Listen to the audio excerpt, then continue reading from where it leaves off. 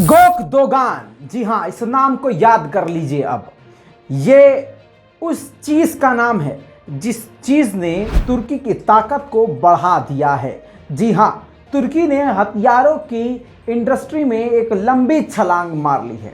Gawk दोगान उस missile, उस rocket का नाम है जो एयर टू एयर मारने के लिए बना ली है। जी हाँ, इसकी रेंज काफ़ी खतरनाक है और तुर्की ने काफ़ी तेज़ी से इस मिसाइल को बनाकर ऐलान कर दिया है कि वो इसी साल अपनी सेना को ये दे देगा। सलाम, नमस्ते, सत श्री अकाल। मैं हूं रज़ा और आप देख रहे हैं रज़ाग्राफी की इंटरनेशनल प्राइम टाइम रिपोर्ट, जिसके अंदर दुनिया भर की बड़ी बड़ी खबरें आसान और सीधी ज़बान में आपको कम वक्त में बताते हैं। दोस्तों, गोक दोगान एक ऐसी मिसाइल है, आपकी स्क्रीन पर उसका सफल परीक्षण आप देख लीजिए। तुर्की ने इसका सफलतापूर्वक टेस्ट कर लिया है, कामयाबी से इसको टेस्ट किया है।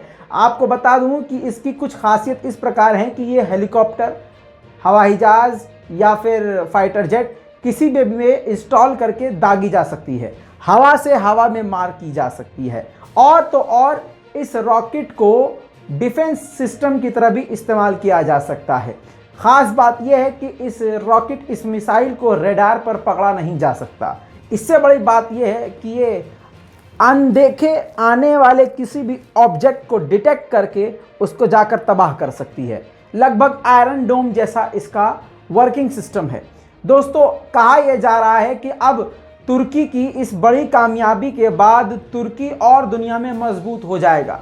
लेकिन भारत के लिए ये एक मुसीबत की बात है और टेंशन की बात है, क्योंकि तुर्की चाहे बैरक्टर TB2 ड्रोन बनाए, चाहे कोई युद्धपोत बनाए, वो जो कुछ भी बना रहा है वो पाकिस्तान को भी बड़े आराम से वो डिलीवर कर रहा है, जिसकी वजह से भारत के लिए ये खतरा बढ़ता जा रहा है।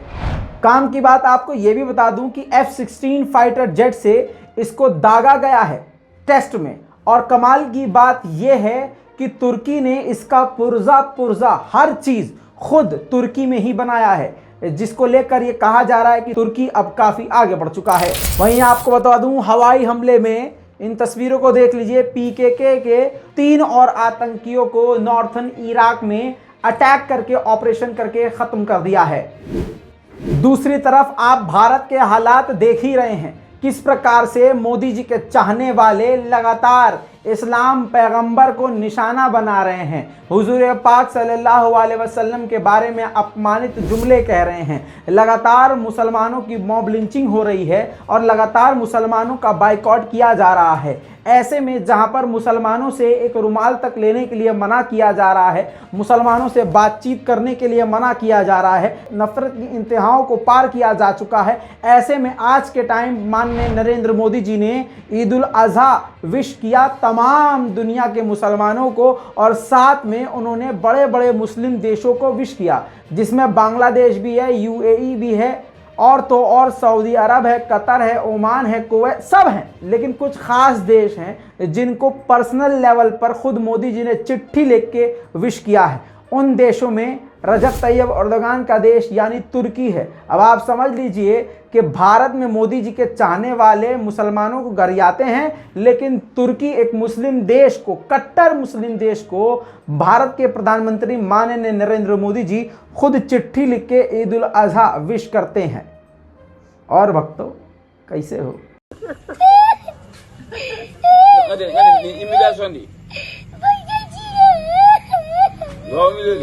वहीं आपको बता दूं कि कांग्रेस पार्टी से, यानी विपक्ष की पार्टी से बाइडन बात कर रहे हैं F-16 विमान तुर्की को देने के लिए। अब पहली रिपोर्ट ये सामने आई है कि बातचीत के दौरान मिक्स जो हैं साइन नज़र आ रहे हैं, कुछ लोग राज़ी हैं, कुछ लोग नहीं, हौच पौच हो रही है, अभी कुछ भी क्लियर नहीं है। लेकिन जिनकी सरकार है, यानी बाइडन की जो सरकार है, वो F-16 विमान देने के लिए पूरी तरह से तुर्की को तैयार है।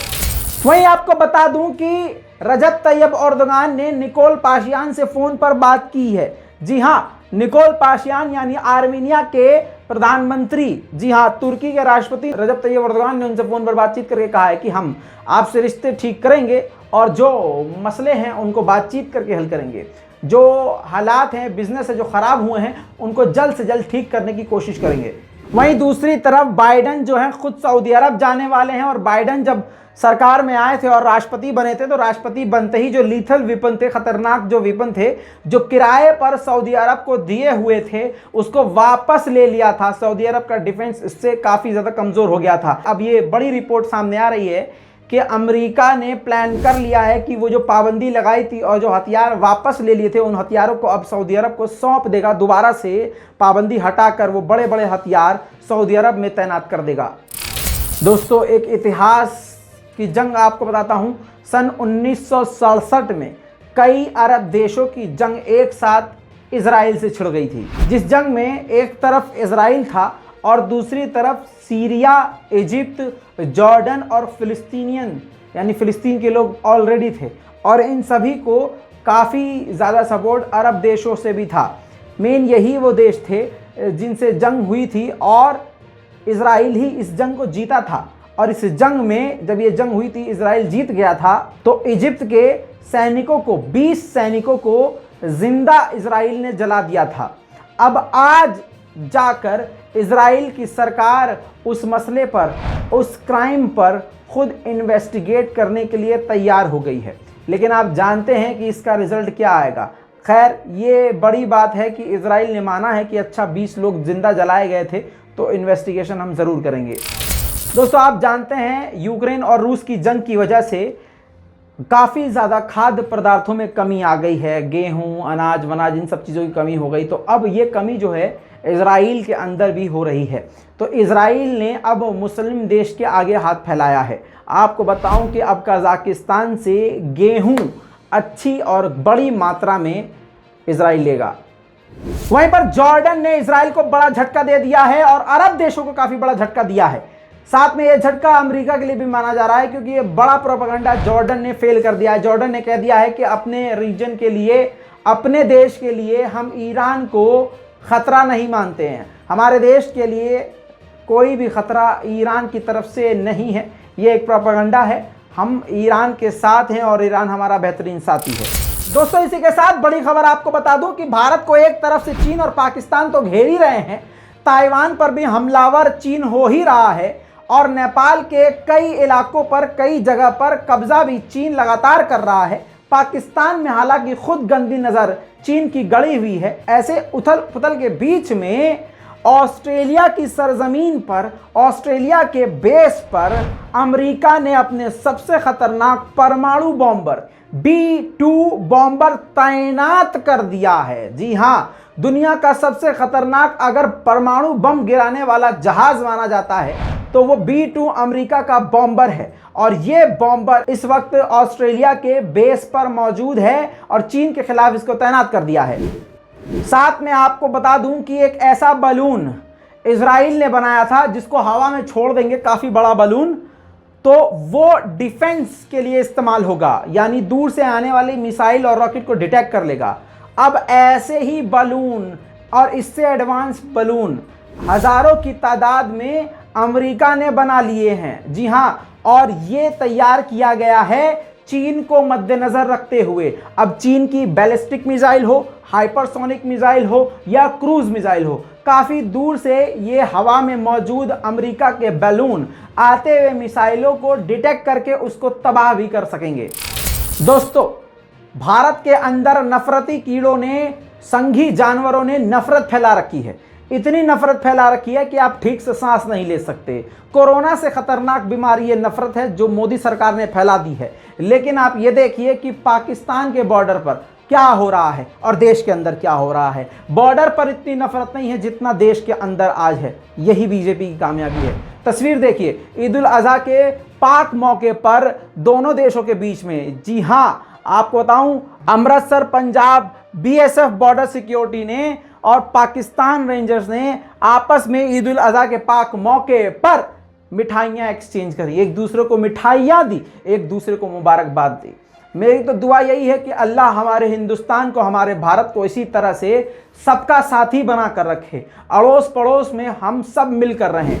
मेरी ये दुआ है कि अल्लाह पाक हम सब के बीच में जो नफ़रत फैलाने वाली चीज़ें हैं उसका खात्मा करे। मेरी दुआ है कि हमारा मुल्क तरक्की करे और हमसे जो जुड़ा हो वो भी मुल्क तरक्की करे। मेरी दुआ है कि जो हम पर और हमारे मुल्क पर गलत नज़र डाले वो तबाह हो, लेकिन दुआ यही है कि बस हमारे मुल्क से नफ़रत ख़त्म हो जाए।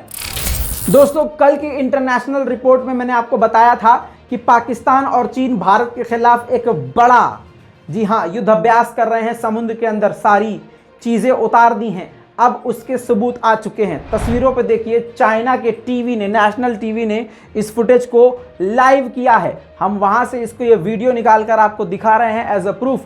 अब आप खुद ही देख लीजिए कि समुद्र में चीन और पाकिस्तान की दहाड़ लगातार दंदनाती हुई जारी है। साथ में चीन और पाकिस्तान ने खतरनाक तरीके से एक दूसरे को समझाया और ट्रेनिंग दी है। एक दूसरे को वो सारी टेक्नोलॉजी को समझाया और दिखाया है कि किस प्रकार से एक बड़े देश को घेरना है।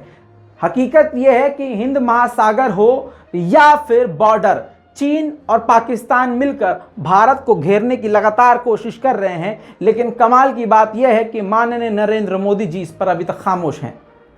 दोस्तों, वहीं पर जंगल की आग अब अमेरिका के कैलिफोर्निया में पहुंच चुकी है। 1,500 एकड़ तक ये आग फैल चुकी है और अब तक ये आग तेजी से फैलती जा रही है।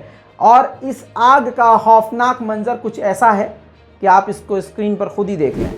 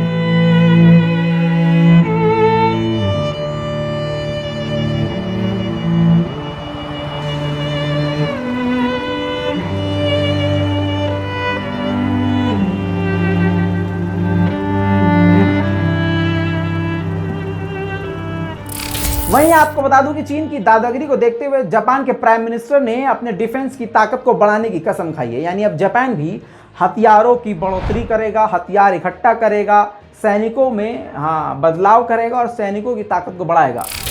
जापान के पूर्व प्रेसिडेंट शिंजो आबे की मौत के बाद ताइवान के वाइस प्रेसिडेंट खुद जापान पहुंच गए। अब आपको बता दूं, चीन ने अमेरिका को निशाने पर लेते हुए एशियन कंट्रीज को, जिसमें भारत भी है, सलाह दी है और धमकी भी, इसको समझ लिए, कहा है कि कुछ बड़े देश, कुछ बड़ी कंट्रीज, यानी निशाना अमेरिका पर है, आपको प्यादे की तरह इस्तेमाल कर रहे हैं, लिहाजा बचिए, टकराव की स्थिति से दूर रहिए। वहीं आपको बता दूं कि विचलित करने वाली तस्वीर और काफ़ी उस पर हंसना चाहिए, अफसोस करना चाहिए, नहीं पता, लेकिन श्रीलंका के हालात आप जानते हैं कैसे हैं। अभी तक इतने बुरे हैं कि प्रेसिडेंट हाउस में अभी भी हज़ारों लाखों लोग मौजूद हैं। इतना ही नहीं, स्क्रीन पर देखिए, अब वहाँ के लोग, जनता जो है, वहाँ की जो जनता है, प्रेसिडेंट की कुर्सी पर बैठ के फ़ोटो खिंचा रहे हैं, मजाक कर रहे हैं, वीडियो बना रहे हैं, रील्स बना रहे हैं। यानी पूरा का पूरा वहाँ का जो तंत्र है तबाह हो चुका है और उस देश का पूरी तरह से मजाक बन रहा है।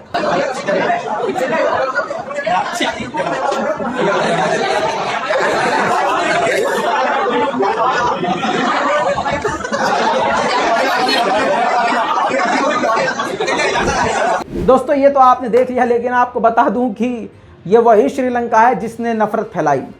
ये वही श्रीलंका की सरकार है जो बर्बाद हो गई, जिसकी वजह से देश बर्बाद हुआ, जिन्होंने वहाँ धार्मिक नफरत फैलाई, जिन्होंने एक धर्म को जो ज़्यादा थे उनको सपोर्ट किया, उनके द्वारा जो कम लोग थे उनको हिट किया, नफ़रत फैलाई, मुसलमानों और पिछड़ी जाति और क्रिश्चियन के खिलाफ कानून को पारित किया।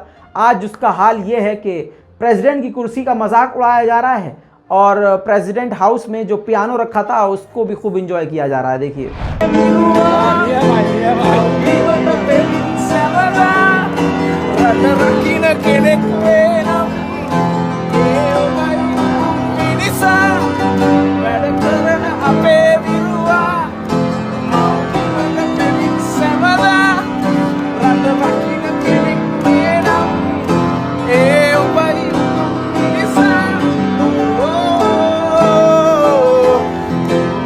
वहीं चीन में भी खतरनाक प्रदर्शन शुरू हो गए हैं। बताया जा रहा है कि लाखों लोगों के पैसे बैंक में फ्रीज हो गए हैं, जिसकी वजह से अब वहां के लाखों लोग सड़क पर उतर के जोरदार प्रदर्शन कर रहे हैं। देखिए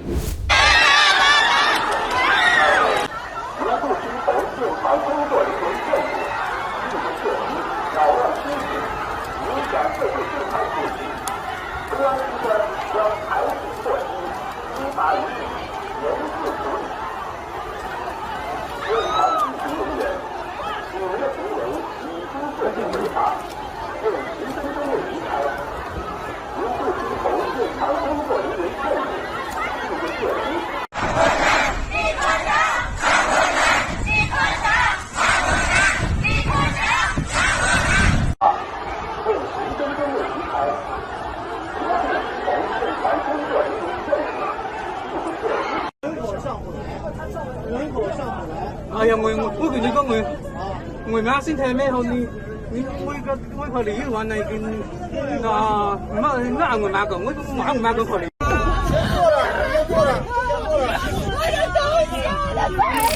बात करते हैं वापस अब श्रीलंका की। तो ये रिपोर्ट आ रही थी कि श्रीलंका के हालात इतने खराब हैं कि भारत अब अपनी मिलिट्री को श्रीलंका भेजेगा। ऐसे अफवाहें बड़ी तेजी से फैल रही थी, लेकिन आपको एक क्लियर कर दूं कि अब भारत सरकार ने क्लियर कर दिया है कि अपनी वो सेना श्रीलंका नहीं भेजेंगे। जाहिर सी बात है, जब 56 इंच वाले ने आधी सेना उल्टी बॉर्डर से भारत के अंदर ही बुला ली है, हिंदू मुसलमान करवा के भाई वहाँ तैनात कर दिया है, और आधी बीएसएफ को जो है विपक्ष की पार्टियों के खिलाफ तैनात किया हुआ है, तो भाई साहब हमारे पास इतनी सेना थोड़ी ना बची है कि हम दूसरे देश भेजेंगे। कमाल है यार। बहरहाल ये थी इंटरनेशनल रिपोर्ट। इस पूरी रिपोर्ट पर आपकी क्या राय है? अपनी राय कमेंट में ज़रूर लिखिएगा, रिपोर्ट को शेयर कीजिएगा। मैं हूं रज़ा और आप देख रहे हैं रज़ा ग्राफिक। जय हिंद।